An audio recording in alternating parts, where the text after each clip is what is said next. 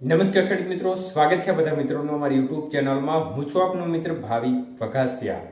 તો મિત્રો, ખાસ કરીને આ વિડીયોના માધ્યમથી આપણે વાત કરવાની છે હાલની સક્રિય સિસ્ટમની સ્થિતિ શું છે અને આજે ગુજરાતના કયા કયા જિલ્લામાં ધોધમાર વરસાદની શક્યતાઓ રહેલી છે તે વિશેની સંપૂર્ણ માહિતી જોશું.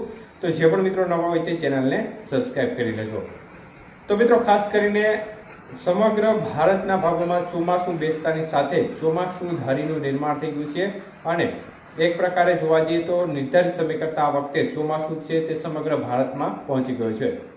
ત્યારે ચોમાસું ધરીની સ્થિતિ જોઈએ તો ચોમાસું ધરી રાજસ્થાનના શ્રી ગંગાનગરથી પસાર થઈ રહી છે. ત્યારબાદ ચૂરુ, આગ્રા, સુલતાનપુર, બાંકુરા, ગયાના ભાગો પરથી પસાર થઈ અને લો પ્રેશર સેન્ટરના ભાગો પરથી જઈ અને બંગાળની ખાડીના ભાગો સુધી જઈ રહી છે. એક સાયક્લોનિક સર્ક્યુલેશન સિસ્ટમ રાજસ્થાન અને તેને લાગુ ઉત્તર ગુજરાતના ભાગો નજીક જોવા મળી રહ્યું છે.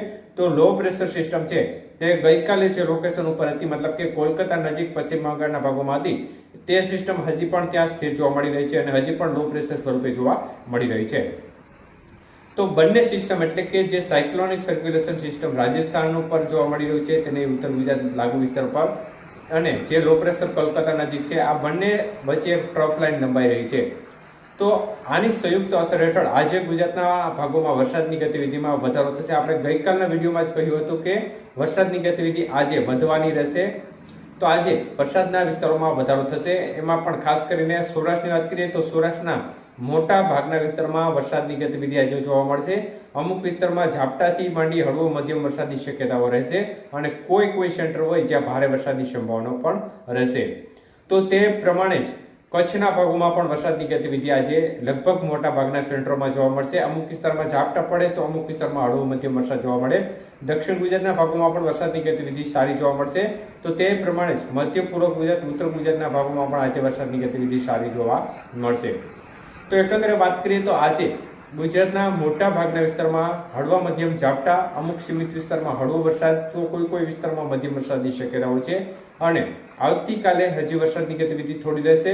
જો કે બપોર બાદથી ઘટાડો થઈ શકે છે અને ત્યારબાદ એટલે કે 2 તારીખે થોડો ઘટાડો થઈ શકે છે. 3 તારીખથી વરસાદનો નવો રાઉન્ડ જોવા મળી શકે છે તે વિશેની શક્યતાઓ અત્યારે દેખાઈ રહી છે. તો આ પ્રકારની સ્થિતિ અત્યારે દેખાઈ રહી છે. એટલે જે પણ ખેડૂત મિત્રોને ગઈકાલે વરાપ જોવા મળી હતી તે વરાપ આજે ભાંગી જાય તે પ્રકારની શક્યતાઓ પણ દેખાઈ રહી છે. જોકે ગઈકાલે મોડી સાંજે અનેક વિસ્તારમાં વરસાદી ઝાપટાઓ જોરદાર પડ્યા હતા, જેને કારણે જે વરાપ મળી હતી તે એકંદરે ભાંગી ગઈ હતી. પરંતુ આજે ગઈકાલ કરતાં જે વરસાદના વિસ્તારો છે તેમાં મોટો વધારો થશે અને હળવો મધ્યમથી કોઈ વિસ્તારમાં 3-4 ઇંચ સુધીનો વરસાદ પણ આજના દિવસ દરમિયાન અમુક વિસ્તારોમાં જોવા મળશે. એટલે બધા વિસ્તારોમાં આજે થોડી સાવચેતી રાખવી, હળવો મધ્યમ વરસાદની શક્યતાઓ ગણીને ચાલવું.